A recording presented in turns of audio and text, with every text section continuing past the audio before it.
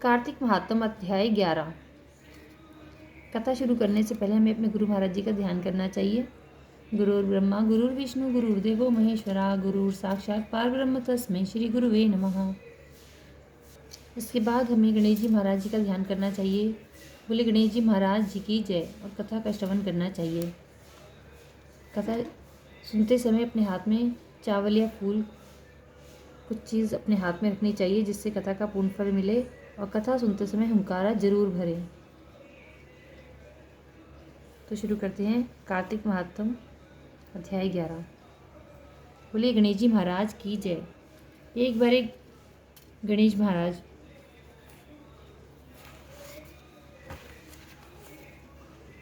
कुलिया में दूध और चुटकी में चावल लिए घूम रहे थे। कोई मेरी खीर कर दे, कोई मेरी खीर कर दे। कोई ना बनावे, जरा से दूध चावल की कैसे खीर बने। एक बुढ़िया थी, बोली ला बेटा मैं बना दूं। बुढ़िया बाहर जाने लगी तो बोले कहाँ जा रही हैं। बेटा बर्तन मांग के लाऊं। बोले तो तेरे घर में तो देख। अंदर देखा तो दूध का टोकना भरा है, चावल की परात भरी है। चूल्हा जला के खीर बनाई। खीर निकलने लगी। बहू ने कटोरा भर के किवाड़ के पीछे विनायक बाबा का चीटा लगा के खा ली। जब सारी खीर बन गई, बुढ़िया माई बोली कि आ बेटा जीम ले। बोले मैंने तो खा ली। बोले तूने कब खाई। जब तेरी बहू ने खाई। बुढ़िया बोले कि बहू तेने खीर झूठी कर दी। बोली हाँ जी, खीर निकल रही थी, मैंने कटोरा भर के विनायक का चीटा लगा के खा ली।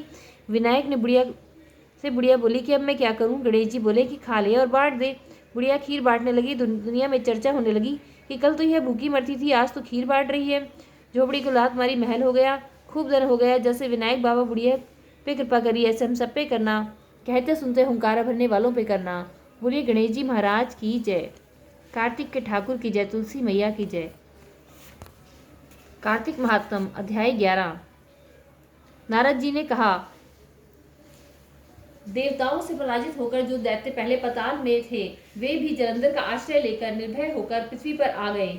एक बार राक्षस जलंधर ने राहु के सिर को कटा हुआ देखकर उसके कटने का कारण शुक्राचार्य से पूछा।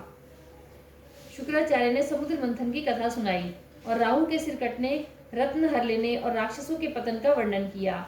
अपने पिता समुद्र का मंथन सुनकर जलंधर के नेत्र क्रोध से लाल हो गए और उसने परस्पर घसमर नामक दूत को इंद्र के पास भेजा। दूत ने स्वर्ग में जाकर सुधर्मा नामक सभा में प्रवेश किया। घसमर ने इंद्र से अद्भुत वाक्य कहे। घसमर ने इंद्र से कहा कि समुद्र के पुत्र जलंधर सब दैत्यों के राजा हैं। उन्होंने मुझे अपना दूत बनाकर भेजा है। उन्होंने कहा है कि आपने मेरे पिता सागर का मंथन क्यों किया, साथ ही उस मंथन के द्वारा जो रत्न आपने समुद्र से निकाले हैं उन्हें शीघ्र ही मुझे दे दीजिए। दूत की यह बात सुनकर इंद्र अत्यंत विस्मित हुए और क्रोध में भरकर उस भयानक दूत घसमर से उन्होंने कहा कि हे दूत सुनो, हमने सागर मंथन क्यों किया। समुद्र को मतने का कारण यह था कि उसने उन पर्वतों को अपनी बगल में छिपा लिया था जो मुझसे डरते थे। इससे पहले भी मेरे अनेक शत्रु दैत्यों को उसने अपनी शरण दी थी, इसी कारण मैंने उस रत्न समूह को हर लिया। यह उत्तर देकर इंद्र ने उस दूत को वापस भेजा और वह दूत पृथ्वी पर आया। दूत ने जाकर यह सब वृत्तांत जलंधर को सुना दिया। सुनते ही दैत्यराज जलंधर क्रोध से कांपने लगा और देवताओं को जीतने की तैयारी करने लगा। उसका साथ देने के लिए सब दिशाओं और पाताल तक के करोड़ों राक्षस आए। शुंभ और निशुंभ आदि करोड़ों सेनानायक जलंधर का साथ देने आए।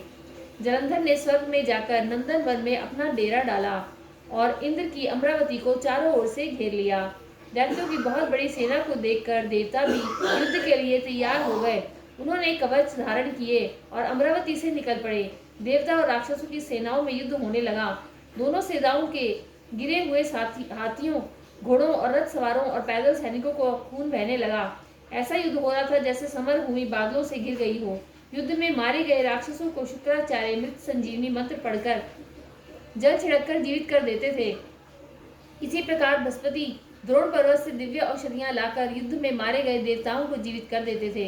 युद्ध में मारे गए और फिर से जी उठे देवताओं को देखकर जलंधर क्रोधित होकर शुक्राचार्य से बोला कि मेरे द्वारा मारे गए देवता पुनः कैसे उठ खड़े होते हैं। सभी को पता है कि आपकी संजीवनी विद्या आपके अतिरिक्त कहीं नहीं है। शुक्राचार्य ने कहा कि बृहस्पति द्रोणगिरी पर्वत से दिव्य औषधियां लाकर देवताओं को जीवित कर देते हैं, अतः तुम द्रोण पर्वत का हरण कर लो। शुक्राचार्य के ऐसा कहने पर जलंधर दैत्य ने उस द्रोण पर्वत का हरण कर शीघ्र ही समुद्र में फेंक दिया और युद्ध भूमि में लौट आया। इसके बाद जब युद्ध में देवता मारे गए तो उन्हें देखकर बृहस्पति द्रोण पर्वत पर गए पर वहां वह पर्वत दिखाई नहीं पड़ा।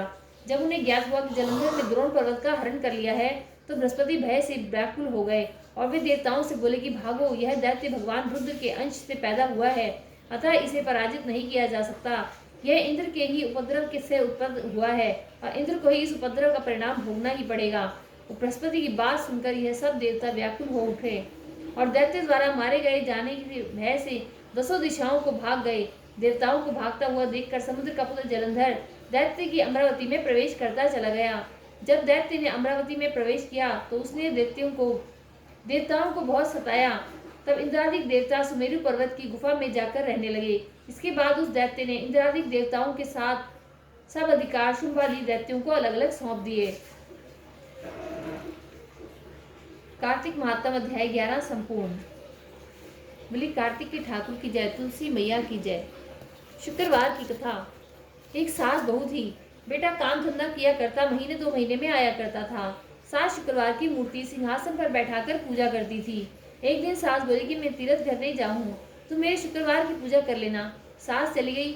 बहू ने नहा धोकर काम धंधा करके खा पी लिया। शुक्र महाराज को गुस्सा आ गया। तरह तरह की विपत्ति आ गई। बच्चे बहुत बीमार हो गए। लड़के का काम भी छूट गया।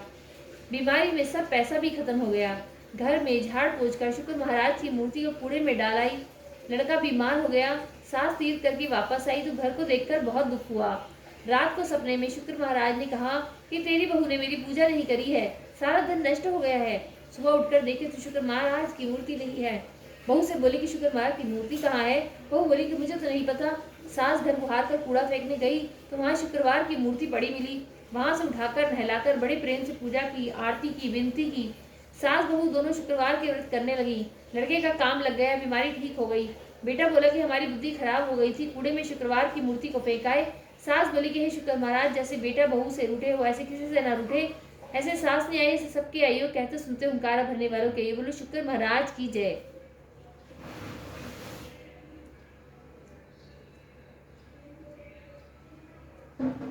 आठों वारों की कथा।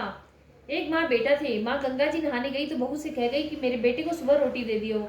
उसने कहा कि अच्छा दे दूंगी। सुबह बेटा बोला कि माँ रोटी दो।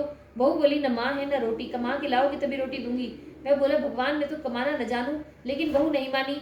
उसने कहा कि अच्छा तो चलो 4 रोटी आम का अचार बनाकर दे दो। बहू ने बना के दे दी। वह रोटी लेकर कुएं की पाल पर जाकर बैठ गया और कहने लगा कि राम मैं तो कमाना न जानूं। भगवान ब्राह्मण का वेश बनाकर आए। बोले तुम ऐसे उदास क्यों बैठे हो। वह बोला मेरी पत्नी ने कहा है कि कमा के लाओगी तो रोटी मिलेगी, पर मैं कमाना नहीं जानता।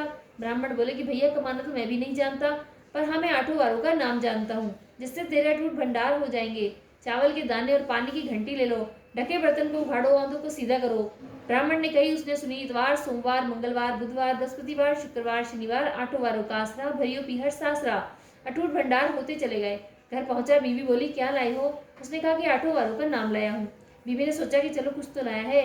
चावल के दाने और पानी की घंटी ला, औंधों को सीधा, ढकों को उघाड़ो। उसने कही, उसने सुनी। इतवार, सोमवार, मंगलवार, बुधवार, बृहस्पतिवार, शुक्रवार, शनिवार 8 वारों का आसरा, भरियो पीहर सासरा। अटूट भंडार होते चले गए। बहू से बोला कि मैं बेटी के घर जा रहा हूँ। फटे से कपड़े पहनकर बेटी के घर गया। बच्चे बोले कि नाना आए, नाना आए। बेटी बोली कैसे भेष में आए हैं। बच्चे बोले कि मैले वेश में आए हैं। आए क्या है, 2 दिन की रोटी तोड़ने आए होंगे। सच है, गरीबी कुछ भी सुनवा देती है। बेटी से कहा कि बेटी 8 वारों की मेरी कहानी सुन ले। उसने कहा पिताजी मेरा मुंह झूठा है। उसके पिता भूखे ही सो गए। अगले दिन बेटी को तरस आया। पिताजी पिताजी अपनी कहानी सुनाओ। पिताजी ने कहा कि चावल के दाने लाओ, पानी की घंटी लाओ, ढकों को उघाड़ो, औंधों को सीधा करो। पिता ने कही। बेटी ने सुनी। इतवार, सोमवार, मंगलवार, बुधवार, बृहस्पतिवार, शुक्रवार, शनिवार 8 वारों का आसरा, भरियो पीहर सासरा। अटूट भंडार होते चले गए। बेटी भर भर के बोइये बांटने लगी। पड़ोसन ने कहा कि तुम तो कह रही थी कि मेरे बापू कुछ नहीं लाया, फिर ये भर भर के बोइये कैसे बांट रही हो। वो बोली कि मेरे बापू तो खाली हाथ ही आए थे, ये तो 8 वारों की कहानी का फल है। पड़ोसन बोली कि अपने बापू से हमको भी कहानी सुनवा दोगी। उसने पिताजी से कहा तो वह बोला कि आज तो मेरा मुंह झूठा है, कल सुना दूंगा। अगले दिन उसके बाप ने पड़ोसन को भी 8 वारों की कहानी सुनाई। उसके भी खूब अटूट भंडार हो गए, जैसे उस ब्राह्मण ने 8 वारों की कहानी से सबके अटूट भंडार भरे। ऐसे कहते सुनते हुंकारा भरने वालों के भरे, हमारे परिवार के भरे। बोली 8 वारों की जय। कार्तिक के ठाकुर की जय। तुलसी माता की जय। वीडियो अच्छी लगे तो चैनल को सब्सक्राइब एंड लाइक जरूर करें।